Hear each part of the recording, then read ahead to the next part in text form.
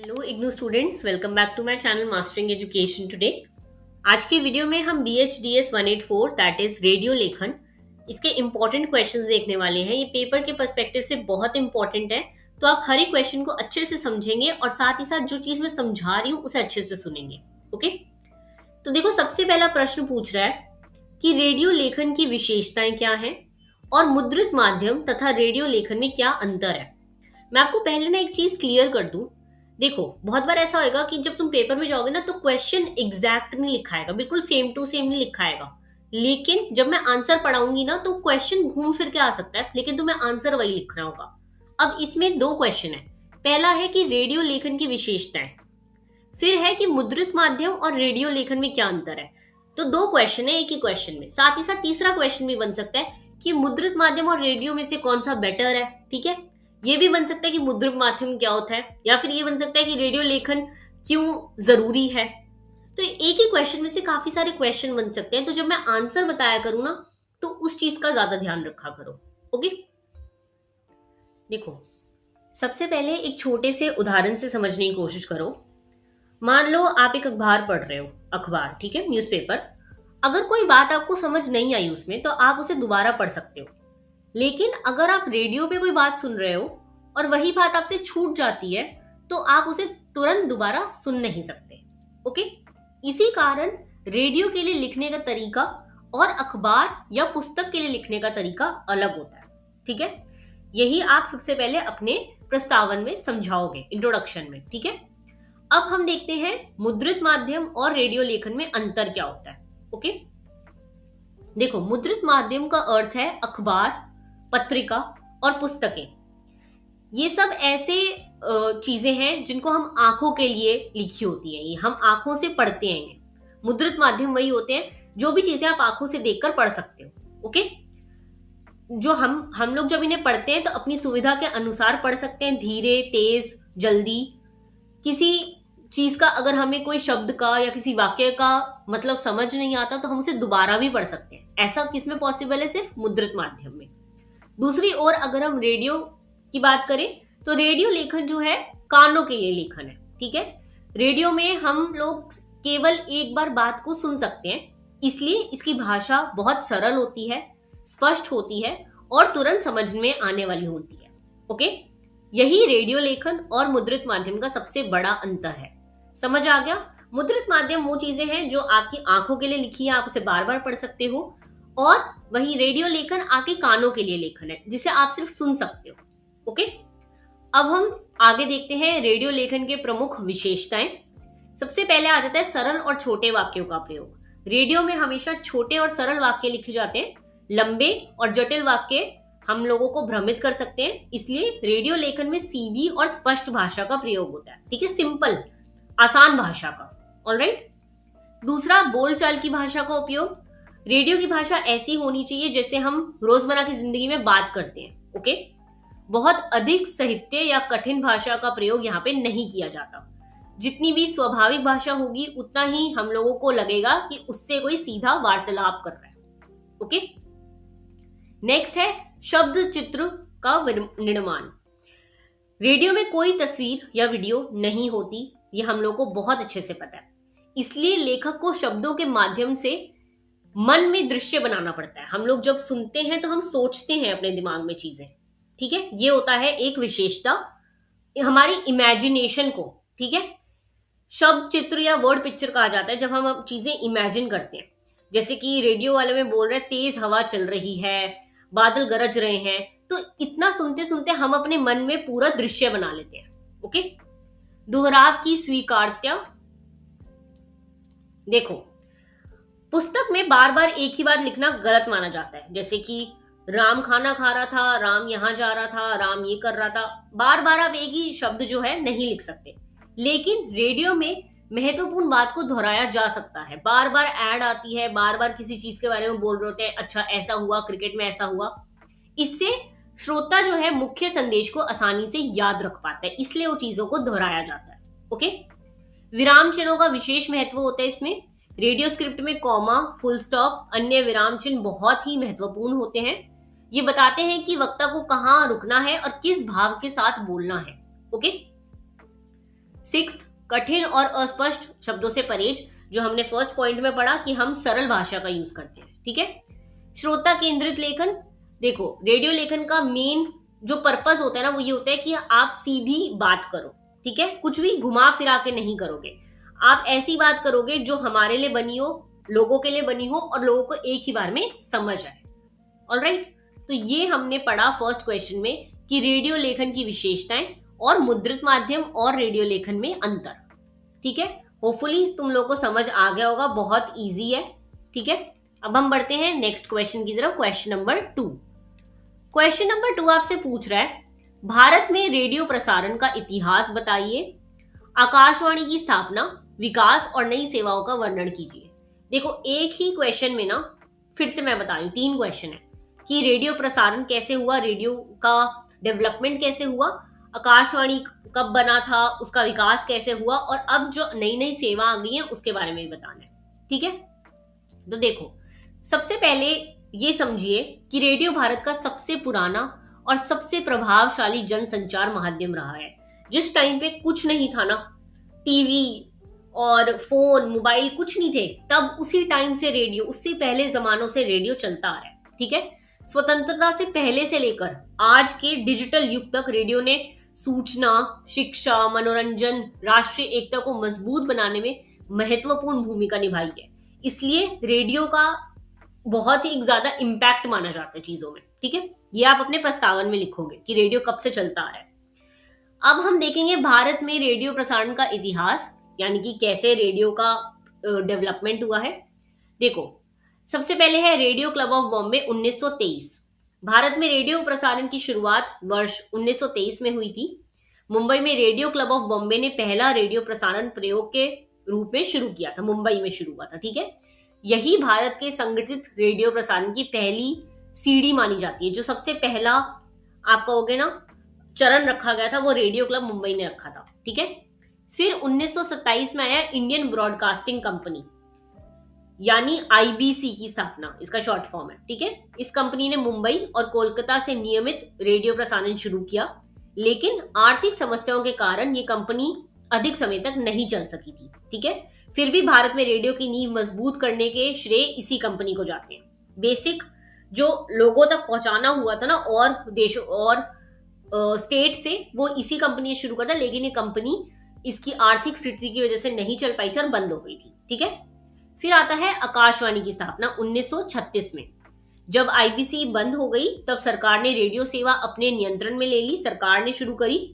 शुरुआत में इसका नाम इंडियन स्टेट ब्रॉडकास्टिंग सर्विस रखा गया था। प्लीज आप इस नाम को याद रखेंगे, ठीक है। ये इंग्लिश में ही लिखा जाएगा ऐसे ही, ठीक है। लेकिन 1936 में इसका नाम बदलकर ऑल इंडिया रेडियो यानी कि एयर कर दिया गया। ये भारत के रेडियो इतिहास का एक बहुत बड़ा माइलस्टोन माना जाता है। स्वतंत्रता के बाद जो है एयर को हिंदी में आकाशवाणी के नाम से दिया गया है। आज भी चलता है आकाशवाणी रेडियो, ठीक है। एग्जाम में आप याद रखेंगे कि 1936 में ऑल इंडिया रेडियो, स्वतंत्रता के बाद इसका नाम हो गया था आकाशवाणी, ठीक है, 1947 एक तरह, ठीक है। अब आकाशवाणी का हम विकास पढ़ेंगे। सबसे पहले हम देखते हैं स्वतंत्रता के बाद इसका विस्तार हुआ। 1947 के बाद आकाशवाणी का तेजी से विस्तार हुआ। देश के अलग अलग राज्यों और ग्रामीण क्षेत्रों में नए रेडियो केंद्र स्थापित किए गए थे इसके अंडर। फिर आता है विविध भारती सेवा 1957 में। वर्ष 1957 में विविध भारती सेवा शुरू की गई और इसका मुख्य उद्देश्य मनोरंजन प्रदान करना था, ठीक है। इसमें फिल्मी गीत, नाटक, संगीत ये सब जो है प्रसारित किए जाते थे। फिर आया एफएम प्रसारण का आगमन। तकनीकी विकास के साथ भारत में एफएम रेडियो सेवा शुरू हुई। एफएम ने बेहतर ध्वनि गुणवत्ता दी। युवाओं के लिए नए नए कार्यक्रम और स्थानीय सामग्री प्रदान की गई थी एफएम रेडियो के थ्रू। फिर चौथे नंबर पे है हमारा सामुदायिक रेडियो नीति, 2006 में आई है। वर्ष 2006 में कम्युनिटी रेडियो पॉलिसी लागू की गई। आप याद रखेंगे कम्युनिटी रेडियो नीति, ओके। इसके तहत शैक्षणिक संस्थाओं, सामाजिक संगठनों और सामुदायिक समूहों यानी कि अलग अलग ग्रुप्स के बारे में जो है यहाँ पे इस रेडियो स्टेशन को अनुमति दी गई उनके बारे में बात करने के लिए, ठीक है। इससे जो है स्थानीय समस्याओं और जितने भी विकास से जुड़े मुद्दे थे उस पर आवाज उठाई गई थी सामुदायिक रेडियो नीति के तहत, ओके। फिर आया आकाशवाणी की प्रमुख सेवाएं क्या थी। पहले अभी हमने विकास पढ़ा, अब हम इसकी सेवाएं देखेंगे। एक तो राष्ट्रीय सेवा थी, यानी कि राष्ट्रीय समाचार और सांस्कृतिक कार्यक्रम, जनहित की सूचनाएं, ये सब दी जाती थी। क्षेत्रीय सेवा, अलग अलग राज्यों और भाषाओं के अनुसार कार्यक्रम प्रस्तुत किए जाते थे। विदेश सेवा, आकाशवाणी भारत की संस्कृति और उपलब्धियों को विदेशों तक भी पहुंचाता था, यानी कि हमारा ये एफएम जो है विदेश में भी चलता था। ठीक है। निष्कर्ष यानी कि आप कंक्लूजन में यही लिखोगे कि आकाशवाणी का कैसे जो है मेन काम रहा है। ठीक है। अब हम आते हैं नेक्स्ट क्वेश्चन, प्रश्न 3 पर। देखो, प्रश्न 3 हमसे पूछ रहा है, जन माध्यम के रूप में रेडियो की शक्ति, क्षमता और विशेषताओं पर प्रकाश डालिए। वेरी वेरी इंपॉर्टेंट क्वेश्चन, बहुत बेसिक क्वेश्चन है। आपका पूरा पेपर ही रेडियो लेखन पर है, तो ये क्वेश्चन आपको आना ही चाहिए। ठीक है। प्रस्तावन में आप बेसिकली सबसे पहले ये समझने की कोशिश करिए कि रेडियो दुनिया का सबसे पुराना और सबसे प्रभावशाली जनसंचार माध्यमों से एक है। टेलीविजन, इंटरनेट, सोशल मीडिया के आने के बाद भी रेडियो की जो उपयोगिता है कम नहीं हुई है। अभी भी आप देखोगे लोग रेडियो सुनते हैं। हमारे फोनों में अभी भी जो है एफएम रेडियो होता है। हमारी गाड़ियों में भी एफएम रेडियो अभी तक चलता आ रहा है। खासकर मैं बता दूं, भारत जैसे विशाल और विविध वाले देश में रेडियो आज भी बहुत महत्वपूर्ण भूमिका निभाता है। ओके। अगर हम रेडियो की शक्ति और क्षमता देखें तो सबसे पहले है व्यापक पहुंच। रेडियो की सबसे बड़ी शक्ति है उसकी व्यापक पहुंच। रेडियो पहाड़ी इलाकों, ग्रामीण क्षेत्रों और दूर दराज स्थानों तक आसानी से पहुंच सकता है। जहां टेलीविजन या इंटरनेट की सुविधा नहीं पहुंच पाती, वहां भी रेडियो लोगों तक सूचना पहुंचाता है। सबसे पहला, आप इंग्लिश में भी वर्ड याद रख सकते हो ताकि आपको वहां जाके याद आए। वाइड रीच, बहुत जगहों तक पहुंच सकता है ये। ठीक है। सस्ता और सुलभ माध्यम है। रेडियो बहुत सस्ता माध्यम है, इसे खरीदना और इस्तेमाल करना आसान है। बिजली ना होने पर भी बैटरी वाले रेडियो का उपयोग किया जा सकता है और इसी कारण समाज के हर वर्ग के लोग इसका लाभ उठा सकते हैं। ठीक है। निरक्षरों तक पहुंच, यानी कि रेडियो एक बहुत ही देखो बड़ी विशेषता यह है कि इसे पढ़े लिखने की जरूरत नहीं होती। यानी कि जरूरी नहीं कि आप पढ़े लिखे हो तभी आप रेडियो सुन सकते हो। जो लोग नहीं भी पढ़े लिखे वो रेडियो को सुन सकते हैं और जानकारी प्राप्त कर सकते हैं। ठीक है। कृषि, स्वास्थ्य, शिक्षा, जागरूकता, हर तरह के माध्यम से आसानी से जो है इस सबकी जो है इंफॉर्मेशन पहुंचाई जा सकती है। ठीक है। अब आता है देखो इमीडिएसी, यानी कि तेजी, कितनी तेजी है रेडियो में। रेडियो बहुत तेजी से समाचार और सूचना प्रसारित कर सकता है। प्राकृतिक आपदा, कोई भी बाधा, भूकंप, इस सब की जो है रेडियो तुरंत जानकारी पहुंचाता है और इसका काम भी करता है। आज भी कोई भी न्यूज होगी ना, जो मेजर न्यूज आपको न्यूज चैनल पे बाद में मिलेगी, रेडियो पे पहले सुन सकते हो आप। ठीक है। जनमत निर्माण की क्षमता, रेडियो लोगों को सामाजिक, सांस्कृतिक और राष्ट्रीय मुद्दों पे प्रकृति जागरूक बनाता है। ये लोगों की सोच को प्रभावित करता है और जनमत का निर्माण करता है। साथ ही साथ राष्ट्रीय एकता और सामाजिक सद्भाव को भी बहुत ज्यादा बढ़ावा देता है, क्योंकि रेडियो हर एक एज का, हर एक वर्ग का आदमी जो है सुनता है। इसलिए आपके जो भी सोच होती है उसको बदलने में रेडियो बहुत हेल्प करता है।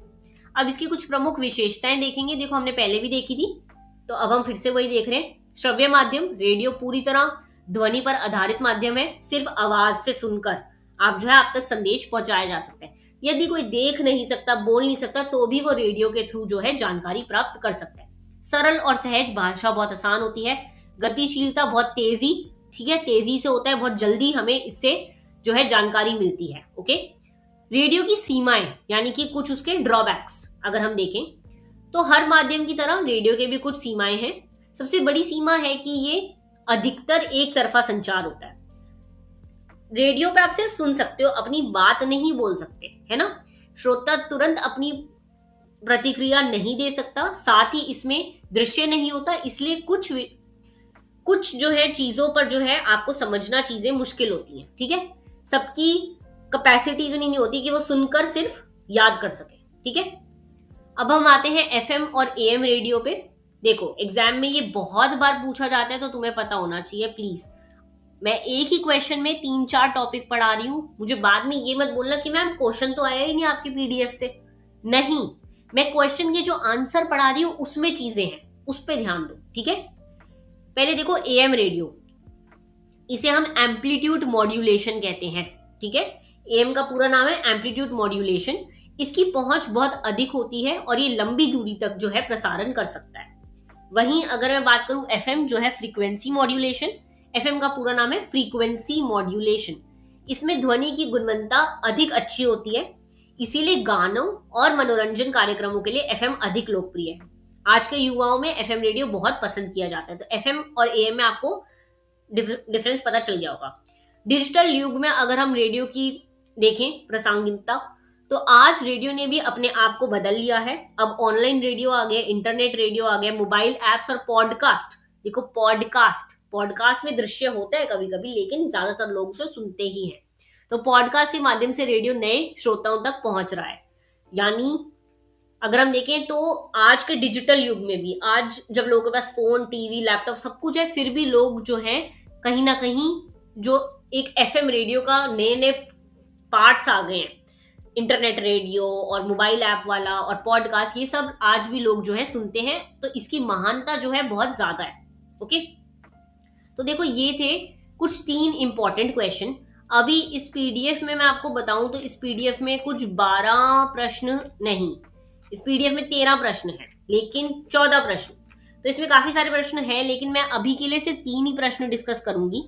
आप लोग इस पे रिस्पॉन्स करो वीडियो पे कि क्या आपको चीजें समझ आ रही हैं, नहीं आ रही, क्या मैं सही कर सकती हूँ, क्या मैं गलत कर रही हूँ। जैसा भी आपको लग रहा है आप नीचे मेरे को कमेंट करके बताओ। अगर रिस्पॉन्स अच्छा रहेगा तो मैं जल्द ही इसका सेकंड पार्ट भी लेकर आ जाऊंगी, लेकिन अभी के लिए इतना ही।